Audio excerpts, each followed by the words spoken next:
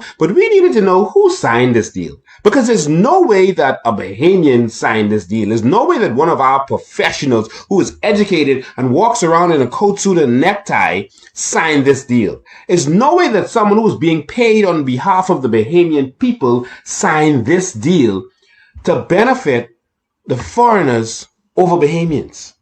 Now I can see why they kept this secret. They don't want you to see how they have just been blundering on behalf of the Bahamian people.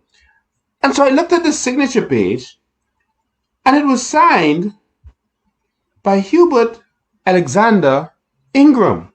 That's his signature. I know it well. And this is the signature of Anthony Myers. Our government signed this deal that basically benefits them. And when I say them, I mean the leasee. It benefits Myers, not the Bahamian people, in my opinion. It's time for us to move to another level.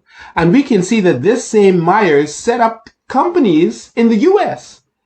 and was selling to himself in the U.S.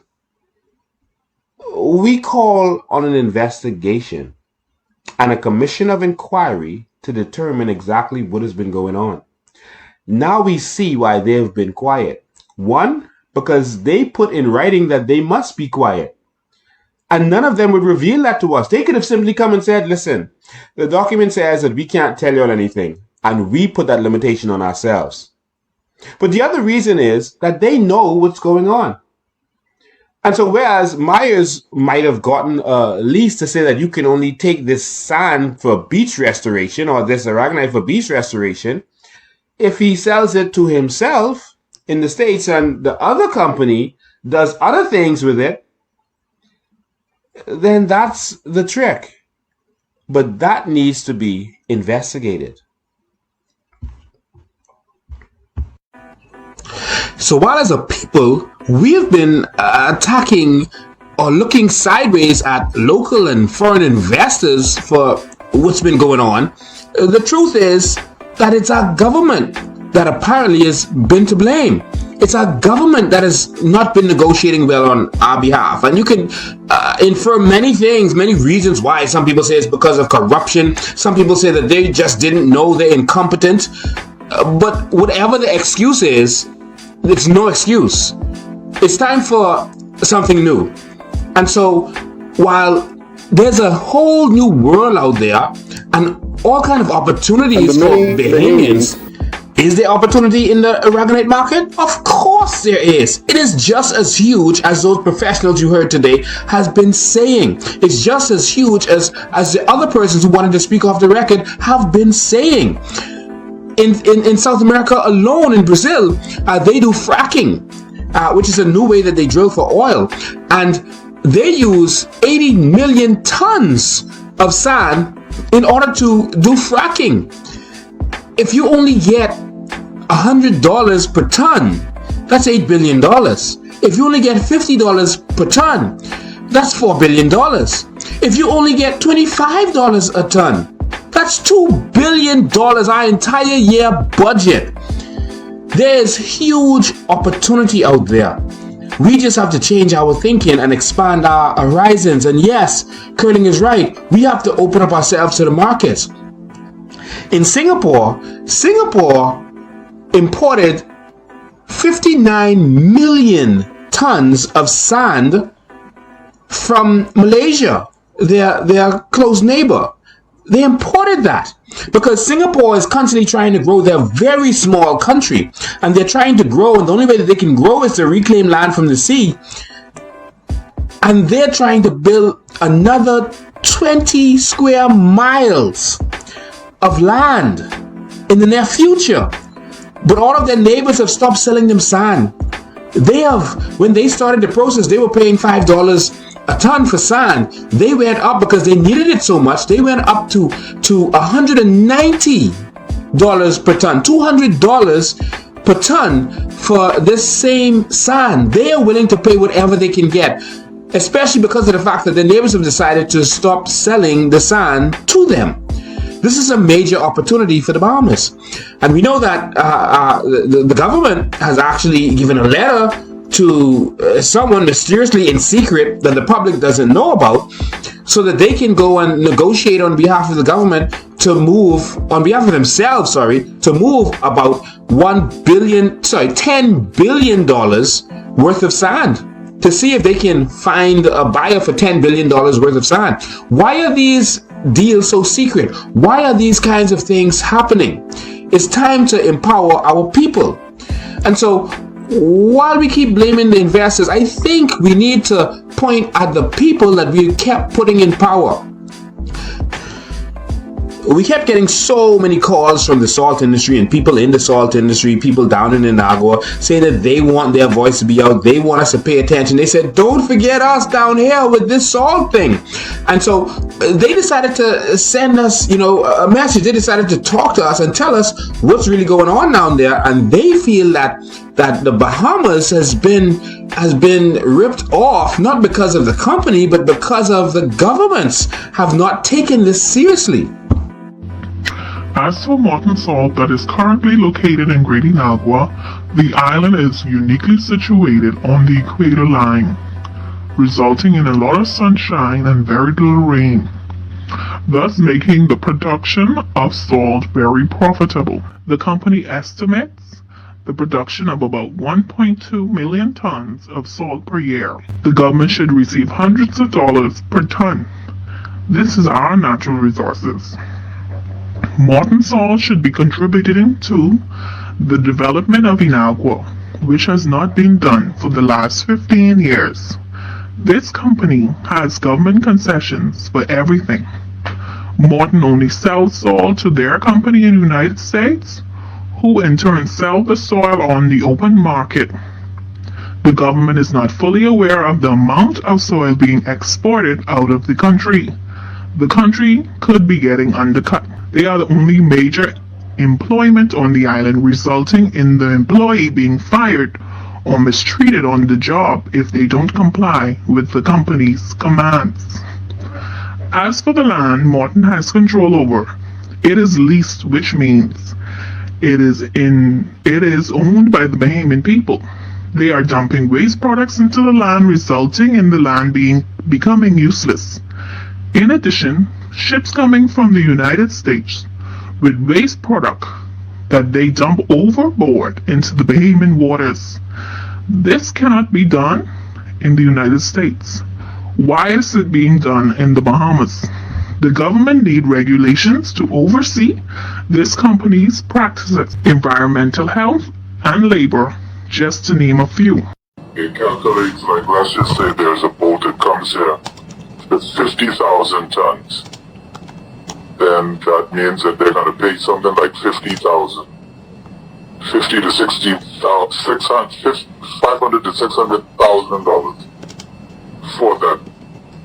But because it's the maximum ceiling on that, it'll only be $500. Jesus. Wow. Yeah, so they're pretty much getting away with murder now. Here's the funny part. Morton doesn't really have an agreement with the Bahamas. They operate under the Agriculture and Manufacturers Act. The PLC came to realize that when they were in office the last time, and they started to negotiate a new contract with Morton to pass the way forward. But election happened, they didn't get it finished. There was a lot of distraction towards the election time. They never got the process completed, and so an agreement was never reached there. Agriculture and Manufacturers Act, which is a generic act.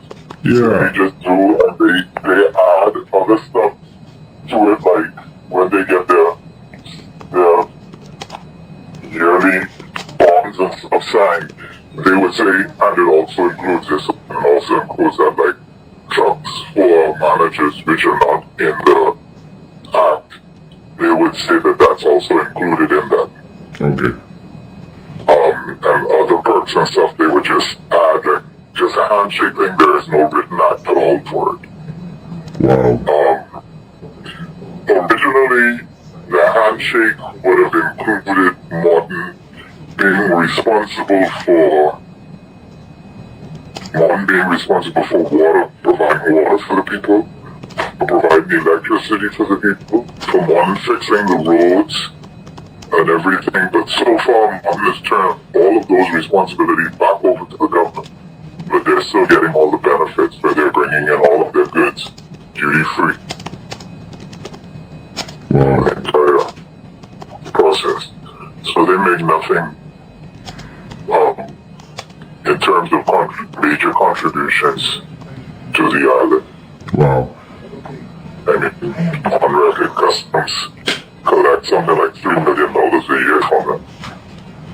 But that's a drop in the bucket compared to how much billions the company is worth as a result of the salt that they get from Inagua.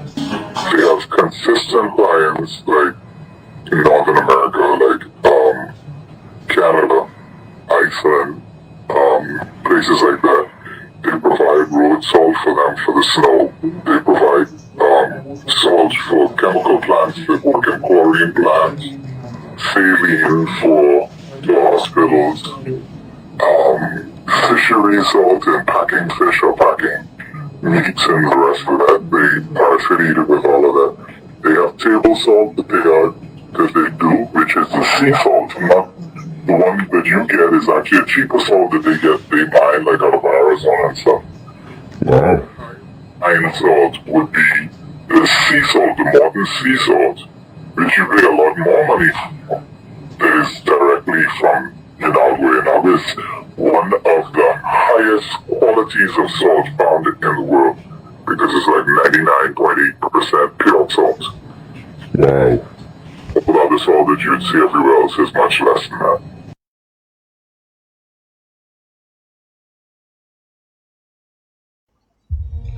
In the last several weeks, we set out on a mission to transform the mind of the Bahamian people, for new Bahamian people, for Bahamian people that is aware, that knows what's going on, for Bahamian people that are informed. But do we end there? We cannot end there. We cannot stop there. Bahamas, it's time to rise. Bahamas, it's time for something different. It's time to demand more. Now that you know, it is your responsibility. When you didn't know, you were excused. But now you know. And so now we move from information to action. Bahamian Revolution, along with others who've decided to join with us, we call ourselves Team Sovereign Wealth. We are headed to the streets next week. We're having another press conference on Wednesday. This time, we're making a major move. Next week, Wednesday, at 10 a.m., we are going to change the Bahamas.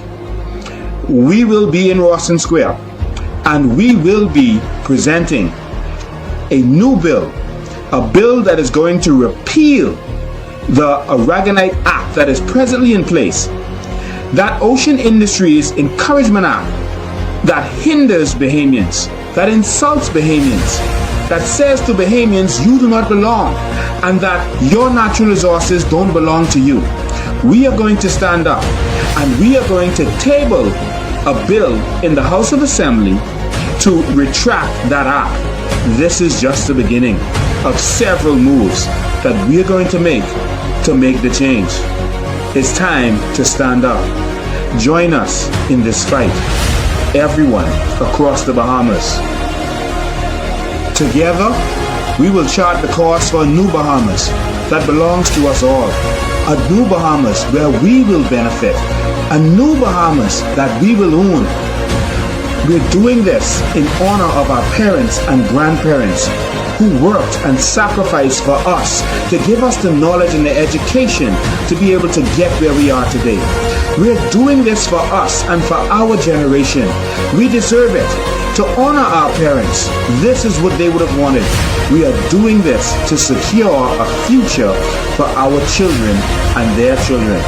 Bahamas, enough talk. It's time for action.